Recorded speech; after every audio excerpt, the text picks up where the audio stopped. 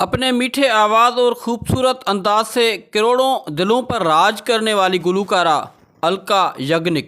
الکا یگنک ایک مشہور ترین بھارتی پس پردہ گلوکارہ ہیں۔ وہ 4 دہائیوں سے فلمی دنیا میں ہیں۔ الکا یگنک کی زندگی پر اگر مختصر نظر ڈالیں تو پتہ چلتا ہے کہ الکا یگنک 20 مارچ 1966 کو کلکتہ میں ایک گجراتی خاندان میں پیدا ہوئیں۔ ان کی والدہ شوبھا یگنک بھی ایک گلوکارہ تھی۔ انہوں نے 6 سال کی عمر میں ہی کلکتہ ریڈیو کے لیے گانا گانا شروع کر دیا۔ 10 سال کی عمر میں ان کا خاندان ممبئی منتقل ہو گیا اور وہیں سے وہ ترقی کی راہ پر گامزن ہوئیں۔ الکا زیادہ تر بالی ووڈ کی فلموں کے لیے گانا گاتی ہیں۔ وہ اب تک 7 مرتبہ فلم فیئر اعزاز بھی برائے پس پردہ گلوکارہ جیت چکی ہیں۔